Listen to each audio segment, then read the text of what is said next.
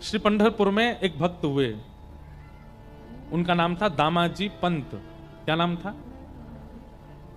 श्री दामाजी पंत। एक राजा के, एक बादशाह के सूबेदार थे। आज की भाषा में कहें तो एक तहसील के रक्षक थे। एक बादशाह के अंतर में जितने जिले आते हैं, तहसील आती है, उनके एक एक रक्षक बना दिए जाते। तो एक जगह के सूबेदार थे।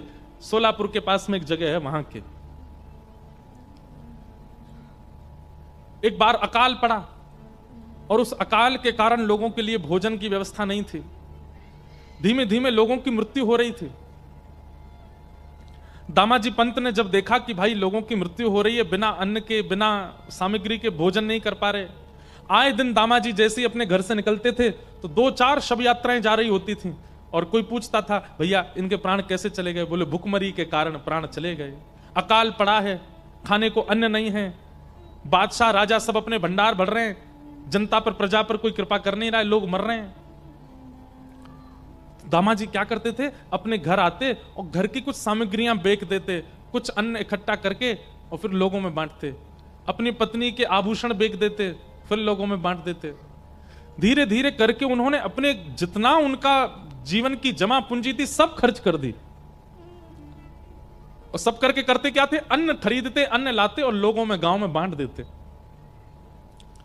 जितना उनसे हो पा रहा था लोगों की सेवा में दे रहे थे। लेकिन एक समय ऐसा आया, श्री दामाजी पंत के पास में अब बेचने के लिए कुछ भी नहीं था। एक घर में कितनी सामग्री होगी? ज्यादा से ज्यादा 2-4 घरों को दे सके इतनी सामग्री थी। लेकिन यहां भुखमरी तो पूरे क्षेत्र में थी, अकाल तो पूरे क्षेत्र में था। तो दामाजी पंत एक दिन रात भर सोचने लगे, क्या करूं मैं, कैसे इन जीवों का कल्याण करूं, कैसे इन लोगों को मरने से बचाऊं। क्योंकि वे एक सूबेदार थे, एक तहसील पूरी, एक जिला पूरा उनके अंदर में ही आता था। तो बादशाह का अन्न कोष, उसकी चाबी उन्हीं के पास ही रहती थी। बहुत ध्यान से सुनना, बादशाह के अन्न कोष की चाबी उन्हीं के पास रहती थी। दामाजी पंत ने अपनी पत्नी को रात में बुलाया और कहा, देवी मेरे मन में एक योजना तो है, लोगों के घरों में अन्न पहुंचाने की, लोगों की मृत्यु को टालने की, लोगों को जीवन देने की, पर इस योजना से मेरे प्राण चले जाएंगे। पत्नी घबरा गई, बोले आप कैसी बात कर रहे हैं?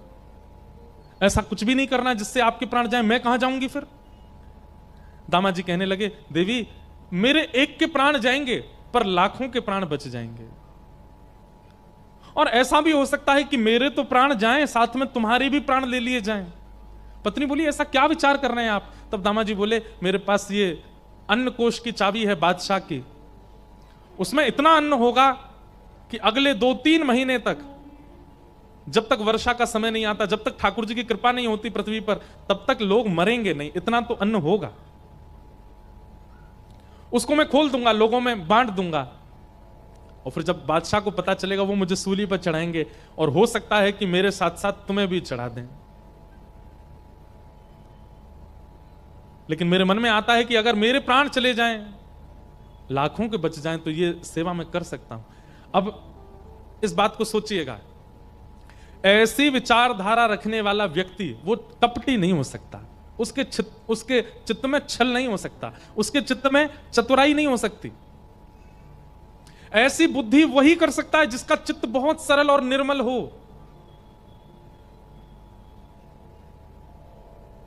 हम लोग ऐसी विचारधारा वाले नहीं हैं। हम लोगों की विचारधारा विचित्र है। संकट आने पर हम अपनी रक्षा प्रधान मानते हैं,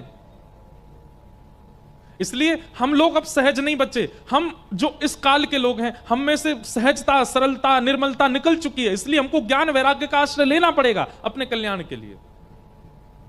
प्राचीन भारत के लोग सरल थे, सहज थे, चतुर नहीं थे, इसलिए भक्ति मात्र उनका कल्याण कर देती थी।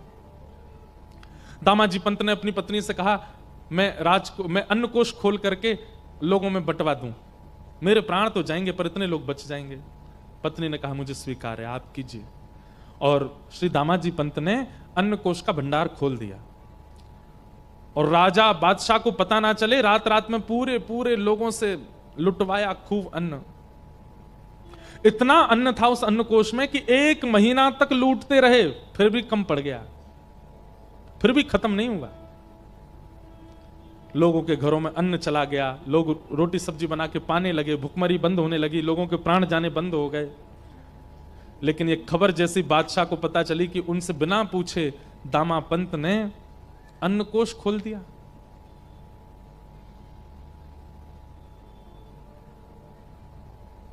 बादशाह ने आज्ञा कर दी, तुरंत बंदी बनाओ और दामा पंत को पकड़ करके बंदी बना करके सूली पर चढ़ा दो। मुझसे बिना आज्ञा लिए इसने ये किया कैसे? राजा के जो सेना थी उस सेना गई घोड़ों पर बैठ करके। दामा जी को पता था कि एक दिन तो ये होना है, और आज जैसी सैनिकों को आते देखा, अपनी पत्नी को मुस्कुराकर देख करके बोले, देवी अब मुझे आज्ञा दो, अब मुझे जाना होगा। देखो ये सब आ रहे हैं, ये मुझे ले जाने ही आ रहे हैं और मुझे सूली पर चढ़ाएंगे। तुम ध्यान रखना अपना, और अपनी भक्ति तो करना ही, साथ ही मेरा स्मरण करके मेरा भजन की जो क्रिया है उसको भी तुम करती रहना। पत्नी बहुत रोई, दामा जी को बंदी बना लिया और बंदी बना करके सेना जो थी ले जाने लगी। चलो राजा की आज्ञा है, तुम्हें सूली पर चढ़ाना है। हाथों में हथकड़ी, पैरों में बेड़ियां बांध करके ले जा रहे थे दामा जी को। थोड़ी दूर पर पंढरपुर आया और पंढरपुर आते ही नेत्र सजल हो गए श्री दामा जी के। और जो सेनापति था उससे कहा, एक अंतिम इच्छा मेरी पूरी कर देंगे आप? बोले क्या? ये मेरे इष्ट का स्थान है, श्री पंढरीनाथ भगवान यहां विराजते, आपकी अगर आज्ञा हो तो मैं ठाकुर जी को केवल प्रणाम कर लूं। प्रणाम करके मुझे बस उनका दर्शन करना है। ठाकुर जी के सन्मुख दामा जी को ले गए। दामा जी ने सजल नेत्रों से कहा, हे विठल, हे विठोबा, मैंने अपने लिए कुछ नहीं किया, केवल आपको भजने वाले वैष्णव, आपके जन, ये संसार के लोग ये केवल खा सकें, इनके अकाल मृत्यु से, अकाल कारण से मृत्यु ना हो, बस इसलिए मैंने वो अन्न कोश खोल दिया। किया मैंने गलत है, ये अपराध मैंने किया कि एक बादशाह का अन्नकोश, एक राजा का अन्नकोश उससे बिना पूछे मैंने खोल दिया। लेकिन मैं अगर उनसे पूछने जाता तो वो कहीं ना कहीं चाबियां भी मुझसे अपने पास रख लेते, और फिर मैं जीवन में कभी मानव सेवा नहीं कर पाता, लोगों को अन्न नहीं दिलवा पाता। इसलिए मैंने उनसे पूछना उचित नहीं समझा, बिना पूछे ये क्रिया मैंने की, जो कि है तो अपराध। लेकिन भगवान, इस अपराध से क्रुद्ध होकर के, नाराज होकर के आप चाहे जो मुझे दंड दीजिएगा, पर नाथ अपने से दूर मत कीजिएगा। पंढरीनाथ भगवान से प्रार्थना कर रहे हैं, नेत्र सजल हैं। प्रबल प्रेम के पाले पड़कर हरि को नियम बदलते देखा, अपना मान टले टल जाए, पर भक्त का मान न टलते देखा। मेरा भक्त रो रहा है, मेरा प्रिय रो रहा है सामने बैठकर के, ठाकुर जी कैसे सहन कर पाते। इतने में ही श्री पंढरीनाथ भगवान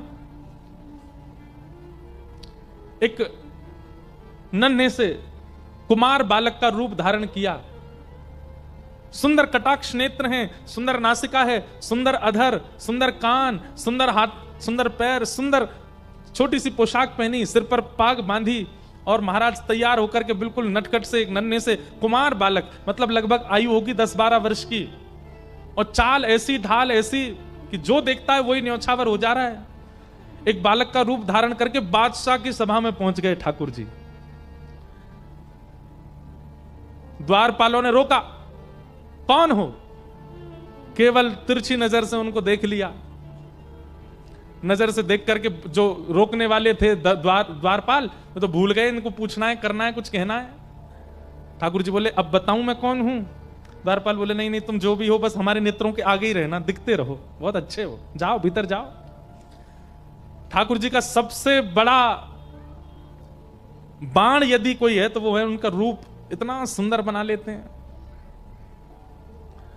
कभी कभी मेरे मन में आता है कि राधा रमण, राधा वल्लभ बिहारी जी, पंढरीनाथ इतने सुंदर हैं कि महाराज ये स्थिर रहते हैं तो लाखों लोग इन पर दीवाने होते हैं, कहीं ठाकुर जी सचल प्रकट हो गए तो हम लोगों की स्थिति क्या होगी? पता है क्या होगी स्थिति? प्राण वार देंगे हम तो। कृष्णदास किए प्राण न्योछावर। ठाकुर जी पे अभी तो आप 500 की नोट चढ़ाते हो, अभी तो आप हीरा चढ़ाते हो, अभी तो आप सोना चांदी चढ़ाते हो, कहीं ठाकुर जी सचल प्रकट हो गए तो फिर प्राण ही चढ़ा दोगे। बोले नाथ ऐसे ही देखत रहूं तो मैं जन्म सफल कर मानूं। इतना सुंदर वेश धारण करके ठाकुर जी जैसे ही पहुंचे राजा की सभा में, बादशाह की सभा में, बादशाह ने पहले तो चाल देखी, चाल देख करके आनंदित हो गया। जबकि स्वभाव ऐसा है कि पहले कितनी दोहरियां हैं, सब पे रोक दिया जाता है लोगों को, लेकिन चाल ढाल रूप इतना सुंदर कि सब रोकना भूल गए उनको। बादशाह भी कहना तो चाह रहा है, सेनापति मंत्री जाके देखो ये कौन है, लेकिन शब्द ही नहीं निकल रहा मुख से। बस मन हो रहा है ये थोड़ा और समीप आए, थोड़ा और समीप आए, थोड़ा और पास आ जाए, थोड़ा और पास आ जाए। ठाकुर जी आके सामने खड़े हो गए। बादशाह ने पूछा तुम्हारा परिचय कौन हो? बोले मेरे नाम तो अनेक हैं पर प्यार से सब लोग मुझे विठू विठू बुलाते हैं। क्या नाम है तुम्हारा? बोले विठोबा। विठोबा? हाँ, कितना सुंदर नाम है, जितने सुंदर तुम उतना ही सुंदर तुम्हारा नाम है। कैसे आना हुआ तुम्हारा हमारे यहां? बोले अरे मेरे स्वामी हैं, मैं जिनका दास हूं, मैं जिनका सेवक हूं, ऐसे मेरे स्वामी, मेरे महाराज, मेरे सर्वस्व। कौन? आपके सूबेदार श्री दामाजी पंत, वो मेरे स्वामी हैं। मैं उनके यहां नौकरी करता हूं, मैं उनका सेवक हूं। उनका बहुत सारा धन मेरे पास पड़ा था, मैंने बहुत बार उनसे कहा कि आप आके ले लीजिए, लेकिन वो इतने व्यस्त थे कि वो नहीं आ पाए। इतने उदार, अपना सारा धन मेरे पास छोड़ दिया। पर आज मुझे पता चला कि उनके धन, आपकी किसी सामग्री का उन्होंने प्रयोग किया जिसका धन वो चुका नहीं पाए, आप उनको सूली पे चढ़ा रहे हो। तो मैंने सोचा कि उनका जो बकाया धन है जो मुझ पर है वो मैं आपको दे देता हूं ताकि उनकी मृत्यु टल जाए। बादशाह बोले इधर देखो, सब लोग इधर देखो, यहां देखो, कथा सुनो। बादशाह बोला बातें तो तुम बहुत अच्छी कर रहे हो, तुम्हारा स्वर भी बहुत मीठा है, देखने में भी बहुत सुंदर हो, लेकिन भैया तुम्हारे जो स्वामी हैं उन्होंने इतना अन्न लिया है कि उसको दामाजी पंत क्या किसी देश का कोई बहुत बड़ा सेठ भी चाहे तो नहीं भरपाई कर पाएगा। इतना अन्न प्रयोग में लिया उन्होंने, कहां से दोगे इतना धन? बोले आप ले लीजिए, कम पड़े तो बताइएगा। कहां है, लेके आयो? तो बैलगाड़ियों में लायो किसने? बोले नहीं, ये रखी पोटली। बादशाह जोर से ऐसा बोले इस पोटली में लाए? बोले हाँ, चलो निकालो कितना है हम भी देखें। सब लोग हंसने लगे। ठाकुर जी ने पोटली खोली और जैसे ही उल्टी करी, निकलता ही गया, निकलता ही गया, निकलता ही गया, निकलता ही गया। सोने का एक मानो जैसे मेरू पर्वत जैसा खड़ा हो गया राजा के सामने। बादशाह तो आज पहले तो रूप पे मोहित हो गया, फिर वाणी पर मोहित हो गया, चाल ढाल पर मोहित हो गया, फिर ये चमत्कार देख करके वो तो बिल्कुल मानो जैसे न्योछावर ही हो गया। भैया बस बस बस बस बस करो, ये तो अन्न क्षेत्र में इतना अन्न नहीं था जितना तुम धन दे रहे हो, ये तो उससे बहुत ज्यादा दे रहे हो। और ये कैसा तुम्हारे पास ये चमत्कारी तुम्हारा ये झोला है छोटा सा, इसको उल्टा कर दे, इतना निकल रहा है। ये मेरे स्वामी श्री दामाजी पंत ने मुझको दिया है, आपसे प्रार्थना है मेरे स्वामी को मुक्त कर दीजिए। ऐसा कह करके पोटली अपने कमर पर बांध के ठाकुर जी तो वहां से चाल ढाल करते चले गए। राजा देखता ही रहा अपलक नेत्रों से।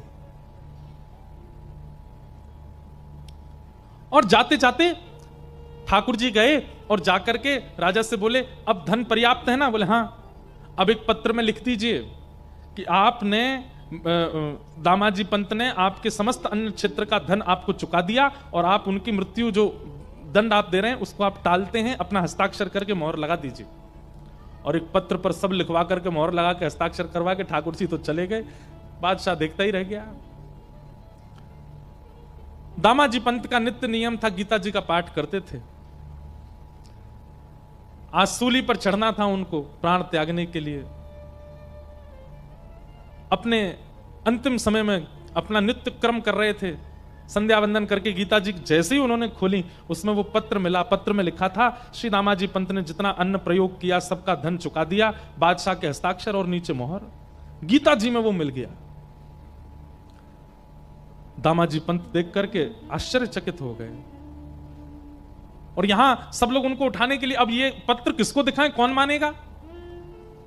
पत्र तो देख लिया, इतने में कुछ लोग आए और राजा ने उनको भेजा था सेना को, और सेना से जाकर के कहा, भैया दामाजी पंत की जो मृत्यु के लिए सूली बनाई है ये स्थगित करो। क्यों? बोले इन्होंने सारा धन चुका दिया है, और इनका सेवक गया था वहां राजा के यहां, बादशाह के यहां जाकर के उसने धन चुका दिया है, इनकी अब मृत्यु टल गई है। दामाजी पंत समझ गए, बोले कि ये कोई और नहीं कर सकता। इतना धन कौन देगा अन्न के लिए? आज के युग में कोई और देश का बादशाह भी चाहे तो इतना धन नहीं दे सकता। ये तो मेरे श्री पंडरीनाथ की कृपा है। मृत्यु टल गई, आप दौड़े पंडरीनाथ भगवान का दर्शन करने के लिए। यहां पीछे बादशाह, वो जब से ठाकुर जी दिखे उसको बावड़ा हो गया था, उसको कुछ सुहाई नहीं रहा था। वो बोला वो तो मिल नहीं रहा जो आया था, कम से कम दामाजी के पास ले जाओ, वो अपने सेवक से मुझे मिलवा दें। बादशाह को लेकर के दामाजी पंत के पास गए। दामाजी पंत बैठे थे पंडरीनाथ भगवान के मंदिर के बाहर, और बादशाह ने जाकर के उनको पहले प्रणाम किया। दामाजी पंत बोले, अरे बादशाह आप इस प्रकार प्रणाम मत कीजिए, आप इसके हम इसके अधिकारी। बोले नहीं नहीं भैया, आप इसके अधिकारी हो, सब बातें बाद में होंगी, जो कहना सुनना सब बाद में होगा। तुम्हारा एक सेवक आया था जो सारा धन दे करके गया, उसका नाम विठोबा था। वो सेवक तुम्हारा कहां है? हम तुमसे जीवन में कभी कुछ नहीं मांगेंगे, और भैया तुमको सूबेदार नहीं, हम तुमको अपना मंत्री बना देंगे, बस अपना वो सेवक हमको दे दो। दामाजी पंत बोले, मेरा कोई सेवक नहीं है स्वामी, मैं सबका सेवक हूं, मेरा सेवक कौन है? अरे बोले वो सांवला सा था, उसकी चाल बड़ी मधुर थी, बोलता था तो ऐसा लगता था मानो मिस्री निकल रही है। बोलता वो था, मुंह में पानी हमारे आता था। ऐसा पहली बार देखा कि किसी की वाणी सुन के मुंह में पानी आता हो, किसी का दर्शन करके रोम रोम पुलकित होता हो, किसी को देख करके आंखें झपकना भूल जाती हूं। मुझे रात भर नींद नहीं आती है, मुझे वही दिखता है। मैं तुमसे हाथ जोड़ के प्रार्थना करता हूं, हम धन कोष तुमको दे देंगे, अन्न कोष तुमको दे देंगे, अपना वो सेवक हमको दे दो। बादशाह का हाथ पकड़ करके दामाजी पंत सिड्डियों पर लेकर के गए और कहा, नेत्र उठा करके देखो कहीं ये तो नहीं थे। सामने श्री पंडरीनाथ भगवान खड़े थे।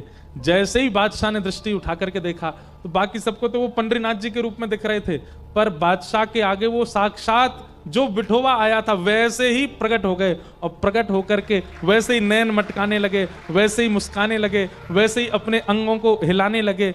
बादशाह देख करके उनका मुरीद हो गया, हृदय से लगा लिया। दामाजी पंत ने बोले, भाग्यशाली हो भैया तुमने कोई जप नहीं किया, तप नहीं किया, कोई पुण्य नहीं किया, तुमने साक्षात हमारे परमात्मा का दर्शन कर लिया। तुम्हारे यहां जो विठोबा आए थे यही है, यही पंडरीनाथ ही आए थे। दामाजी पंत ने तो सब छोड़ करके पंढरपुर वास कर लिया। उस बादशाह ने भी नियम बना लिया, हर महीने की एकादशी पर पंढरपुर जाना और श्री पंडरीनाथ जी का दर्शन करना, विठोबा विठोबा कहकर के रोना और नित्य प्रार्थना करना। एक बार वैसी चाल, वैसी ढाल, वैसा रूप दिखा दीजिए ठाकुर जी। सरलता, सहजता, निर्मलता, ये चित्त में जितनी ज्यादा व्याप्त करेंगे भक्ति उतना जल्दी कल्याण करेगी। जितने ज्यादा आप चतुर बनते जाएंगे, जितने ज्यादा छल कपट ईर्ष्या चित्त में प्रकट होगी, उतना आपको ज्ञान और वैराग्य की आवश्यकता पड़ेगी अपने कल्याण के लिए। नहीं तो भक्ति केवल पर्याप्त है। पंडरीनाथ ने कृपा की दामाजी पंत पर, क्योंकि सरल चित्त है। भक्ति महारानी ने कहा, ये दो मेरे पुत्र हैं और लोगों में भक्ति तो है, ज्ञान वैराग्य नहीं, इसलिए कल्याण नहीं हो रहा है। ये दोनों वृद्ध हैं।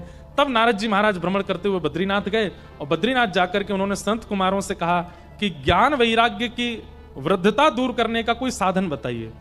तब सनत कुमारों ने कहा, सत्कर्म सूचको नूनम ज्ञान यज्ञ स्मृतो बुधई श्रीमद् भागवतालाप सतु गीत सुखादि। श्रीमद् भागवत की कथा कराओ, उसी से कल्याण होगा। भागवत की कथा हुई और उस कथा में जैसे ही भक्ति महारानी अपने पुत्रों के साथ आई, ज्ञान और वैराग्य की वृद्धता दूर हो गई।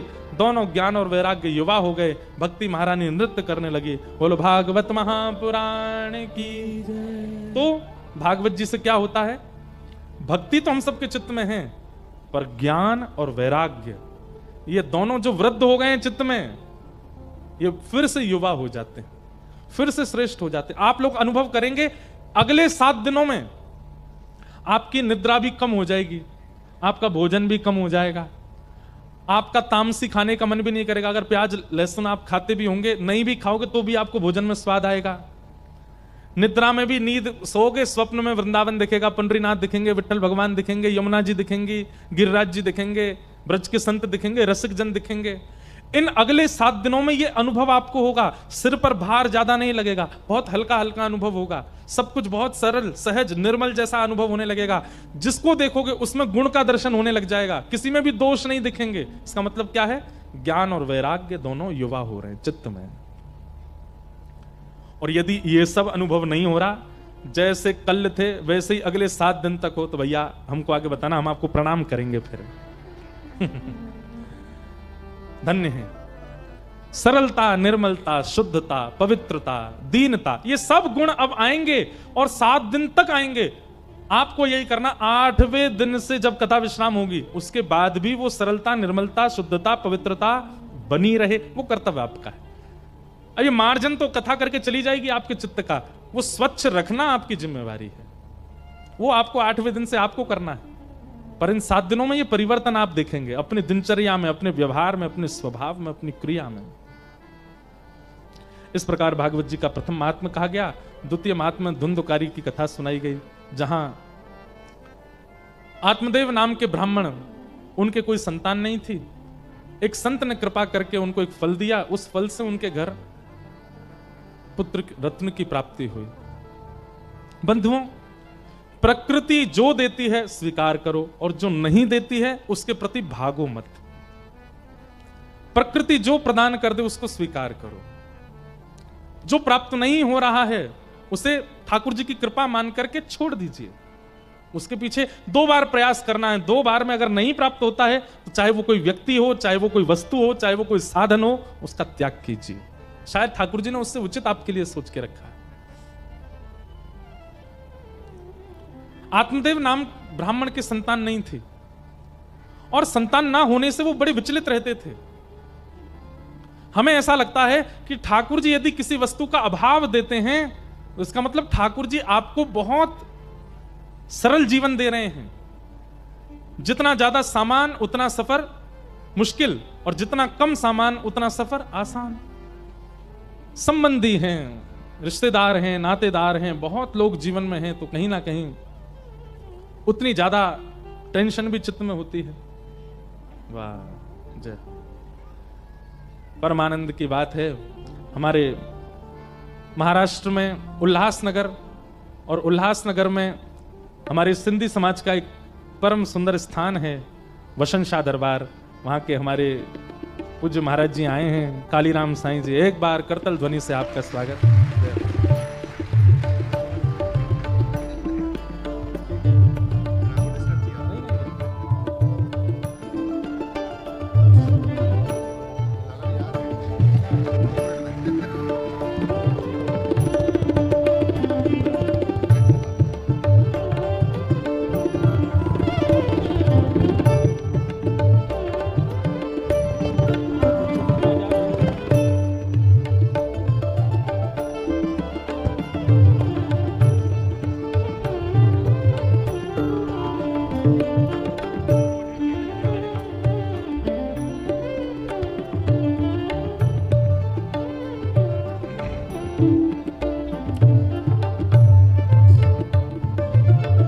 बोलो वृंदावन बिहारी लाल की।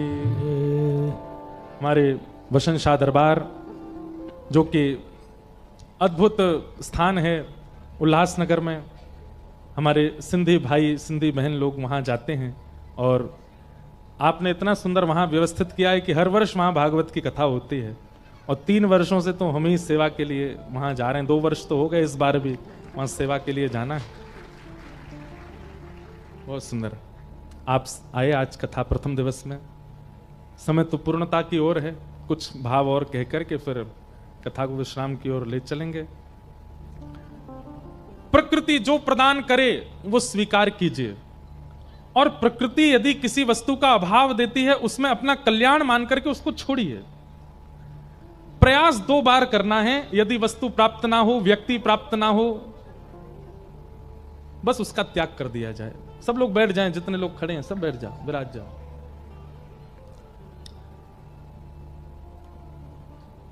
जो मिला है वह हमेशा पास रह सकता नहीं, कब बिछुड़ जाए ये कोई राज कह सकता नहीं।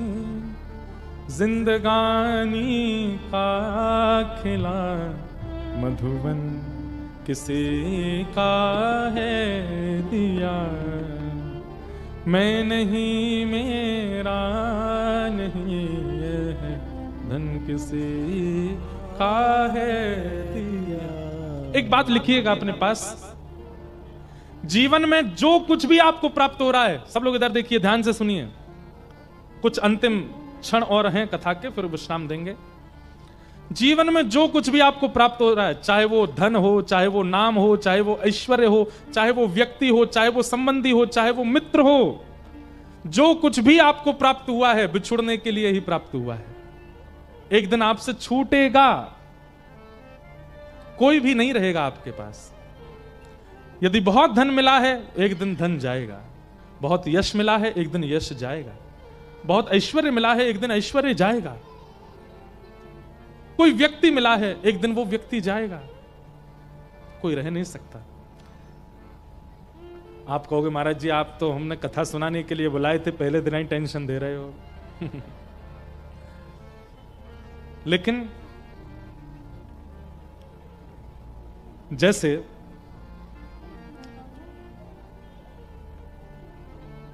एक फेविकॉल होता है ना, फेविकॉल होता है, फेविक्विक होती है, ऐसे मैं किसी का प्रचार नहीं कर रहा हूं, एक बात बता रहे हैं। उसको यदि 2 वस्तुओं के बीच में लगा दिया जाए और उनको थोड़ी देर छोड़ दिया जाए तो वो खूब प्रयास करने पर भी बिछुड़ते नहीं। ठीक वैसे ही इस जीवन में जो वस्तु आ रही है उसके बीच में भक्ति रूपी फेविकॉल लगाओ। कोई व्यक्ति आपके जीवन में आया, बात तो सुनो पहले पूरी। कोई व्यक्ति जीवन में आया, चाहे वो पत्नी आई, चाहे वो बच्चे आए, चाहे वो मित्र आया, चाहे वो कोई भी आया, उससे आपका संबंध प्रेमवश हो गया कि भाई हम दोनों में बड़ा प्रेम है, हम दोनों में बड़ी मैत्री है, हम दोनों की वाइब्स मिलती हैं, हम दोनों की इच्छाएं मिलती हैं, सब कुछ मिलता है, लेकिन एक दिन सब टूट जाएगा, सब छूट जाएगा। दोनों में अगर भक्ति भाव नहीं मिल रहे हैं तो छूटेगा। और उसके चित्त में भी यदि भक्ति भाव हो, उसको भी आप ठाकुर जी से संबंधी बना करके फिर स्वीकार करोगे तो भी नहीं छूटेगा, सदा के लिए हो जाएगा। चाहे वो पत्नी हो, चाहे वो बच्चे हो, चाहे वो धन हो। धन भी यदि बहुत मिलता है, धन के प्रति आपकी इच्छा क्या हो गई, ये तो भोगने के लिए मिला है, मैं इससे ऐसा करूंगा, मैं ये भोगूंगा, मैं ऐसा भोगूंगा, मैं ऐसा खाऊंगा, ऐसा पीऊंगा, ऐसा पहनूंगा, ऐसे रहूंगा। ऐशो आराम प्रधानता है धन को देख करके, तो वो धन छूटेगा। लेकिन धन देखते ही मन में क्या भाव आता है, इससे तो हम ठाकुर जी का फूल बंगला बनवाएंगे, इससे तो हम ठाकुर जी का उत्सव करेंगे, इससे तो हम वृंदावन जाएंगे, बद्रीनाथ जाएंगे, नाथ द्वार जाएंगे, इससे तो हम अपने गुरु जी के यहाँ जाके भंडारा करेंगे, लंगर करेंगे, जन सेवा करेंगे, इससे तो हम असहाय कन्याओं के ब्याह कराएंगे, असहाय बालकों को पढ़ाएंगे। उसके प्रति यदि आपकी भोग दृष्टि ना करके सेवा दृष्टि है, वो धन नहीं जाएगा। पत्नी के प्रति भोग दृष्टि ना होकर के वैष्णव दृष्टि है कि अभी तक अकेला भजन करता था, अब दोनों मिलकर के भजन करेंगे। बच्चों के प्रति यह दृष्टि नहीं है कि हमारा वंश आगे बढ़ाएंगे, कालांतर में ये भी धन कमा करके हमारे वंश को और आगे नाम रोशन करेंगे, आदि आदि। उसके प्रति भी ये भाव है कि अभी तक 2 भजन करते थे, अब 3 करेंगे, अब 4 करेंगे, अब 5 करेंगे। उनके प्रति भी ये भाव रहे, हमारी वैष्णवों की गिनती बढ़ रही है परिवार में।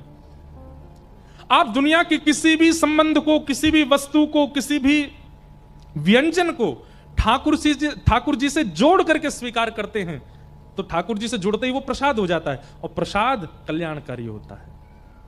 प्रसाद लेकर के कभी किसी की अधोगति नहीं होती, सदगति होती है।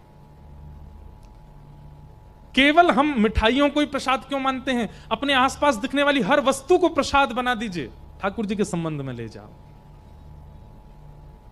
और आप कहोगे महाराज जी अगर वो ठाकुर जी को समर्पित ना हो रही हो तो त्यागात शांति अनंतरम। प्याज क्यों नहीं खाई जाती, लहसुन क्यों नहीं खाई जाती? हमारे वैष्णव परंपरा में इनका निषेध क्यों है? क्योंकि ठाकुर जी के भोग नहीं लगते। कोई पाप नहीं है उसको खाना, आपको नरक जाना पड़ेगा ऐसा नहीं है। लेकिन हमारे यहां कहते हैं भाई जो ठाकुर जी भोग लगा में वो हम पाएंगे, और जो ठाकुर जी नहीं पा रहे वो हम कैसे पा सकते हैं? इसलिए उसका त्याग है।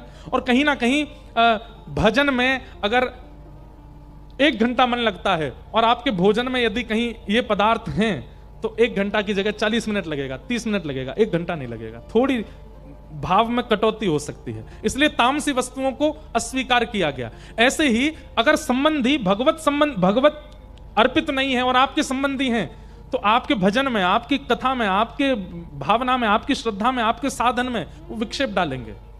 धन यदि भगवत संबंधी नहीं है तो वो धन भी विक्षेप डालेगा। ऐश्वर्य यदि भगवत संबंधी नहीं वो ऐश्वर्य विक्षेप डालेगा। संसार की हर वस्तु स्वीकार कीजिए लेकिन ठाकुर जी के थ्रू स्वीकार कीजिए, सीधे अपने से मत जोड़िए। ठाकुर जी से संबंध बना करके उसको लीजिए, उसको प्रसाद बना करके ग्रहण कीजिए, आपका कल्याण करेगी। आत्मदेव ब्राह्मण के कोई संतान नहीं थी, आत्महत्या करने जा रहे थे, तभी एक संत ने फल दिया, कहा पत्नी को खिलाना। पत्नी को तो खिलाया नहीं, बांझ गैया को खिला दिया। गैया के गर्भ से बालक ने जन्म लिया, उसका नाम हुआ गोकर्ण। पत्नी ने सहेली के बालक को अपना लिया, उसका नाम रखा धुंधुकारी। दोनों बालक बड़े होकर के यथा योग्य हुए। धुंधुकारी दुष्ट हुआ, गोकर्ण पंडित ज्ञानी हुआ। धुंधुकारी की दुष्टता इतनी बढ़ गई कि माता पिता ने घर त्याग कर दिया। मां ने तो प्राण त्याग दिए, पिताजी घर छोड़ के चले गए। जिसके कारण माता पिता को घर त्यागना पड़ जाए, हमारी बात बहुत ध्यान से सुनिएगा, खास करके युवा, जिसके कारण कई बार ऐसा होता है बड़ी बड़ी सिटीज में बच्चे ब्याह के बाद अलग रहने लगते हैं, माता पिता अलग रहते हैं। जो बालक अपनी माता पिता की छत्र छाया में नहीं रहते, उनके जीवित अवस्था में कहीं ना कहीं इसी दोष के कारण उनको प्रेत बनना पड़ता है, फिर मृत्यु के बाद भूत बन जाते हैं वो। क्योंकि मातृ पितृ प्रेम स्नेह जो मिलना चाहिए था वो उन्हें मिला नहीं, जो आज्ञा। अच्छा, इसमें भी एक और बात है, कई जगह ऐसे हैं कि माता पिता स्वभाव से, विचारों से, व्यवहारों से अच्छे नहीं है। जैसे कई जगह पिताजी जो हैं वो खाते पीते हैं, कुछ गलत कार्य करते हैं, बेटे का उनके प्रति सहज स्वभाव बनना बहुत मुश्किल हो पाता है। ऐसे में संग रह पाना, निर्वहन कर पाना मुश्किल होता है। पर फिर भी हृदय से स्वीकार्यता हो। जय हो। हृदय से तो मन में भाव हो। भले जैसे प्रहलाद जी के पिताजी कौन है? हिरण्यकश्यप, भगवान के परम शत्रु। लेकिन प्रहलाद जी फिर भी अपने पिताजी को रोज दंडवत प्रणाम करते थे। हैं तो मेरे जन्मदाता, इन्हीं की कृपा से मेरा जन्म हुआ है। इसी भाव से ही नित्य कृतज्ञता ज्ञापन करते थे। माता पिता को कभी मत छोड़िए। अगर वो योग्य नहीं भी हैं तो भी हृदय से उनको प्रणाम कीजिए, उनकी वजह से आप हो। जिन माता पिता को त्याग देना पड़ता है बालकों की वजह से घर, ऐसे बालकों की सदगति नहीं होती। और उसका प्रमाण है धुंधुकारी प्रेत बना। ऐसा प्रेत बना कि गया जी में श्राद्ध करने से भी मुक्त नहीं हुआ। तब सूर्य नारायण भगवान ने आज्ञा करके गोकर्ण जी से कहा, ऐसे प्रेतों को मुक्त करने के लिए तो भागवत की कथा करो। जो अत्यंत भूत प्रेत योनि में जा चुके हैं, जिनकी सदगति श्राद्धों से नहीं हो रही है, उनकी सदगति कथा से हो जाएगी। तब भागवत की कथा हुई और धुंधुकारी प्रेत योनि से मुक्त होकर के भगवत धाम को प्राप्त हुआ। बोलो भागवत महापुराण की। क्या समझ में आई बात? जो भागवत जी मृतकों को कल्याण कर रही है तो हम तो जीवित हैं, हम तो जीवित बैठे हैं। अपने कल्याण के साधन को चुनिए। आज ही सोचिए कि आपका उद्देश्य क्या है कथा सुनने के पीछे। और उस उद्देश्य से मुझे पता चला था, इस भुसावल की कथा के लिए जब प्रस्ताव आया तो हमारे एक भैया ने हमको बताया, बोले महाराज जी युवा जो हमारे भाई लोग कथा का क्रम कर रहे हैं सब मिलके, इनके मन में भावना ऐसी है कि महाराष्ट्र में जो बढ़ता तेजी से धर्मांतरण जो कर रहे हैं युवा भाई लोग, उनके मन में ये भावना उत्पन्न करना कि भैया अपने घर के ही रहो, बार बार छोटे से लोभ में आकर के धर्मांतरण मत करो। इस पर हम और चर्चा करेंगे कल से कथा में। परंतु इस योजना से ये भाव रखा गया कि कथा हो ताकि लोगों के चित्त में ये भावना जागृत हो कि वे परिवर्तित ना हो। प्रयास हम करेंगे कि कथा से ये योजना पूरी हो। बाकी आप सब अपने अपने मन में भाव रखिए कि इस कथा के पीछे हमारा क्या भाव है, क्या योजना, क्या परिकल्पना, क्यों हम कथा श्रवण करते हैं, उसके पीछे अपनी भावना रखते हुए कल से हम लोग नियमित रूप से कथा का श्रवण करेंगे। आप सब लोग बिल्कुल समय का ध्यान रखते हुए आइएगा। हमारे श्री उल्लासनगर के वसंत शाह दरबार से हमारे पूज्य श्री कालीराम साईं जी आए हैं, उनका बहुत बहुत अभिनंदन। हमारे परम मित्र और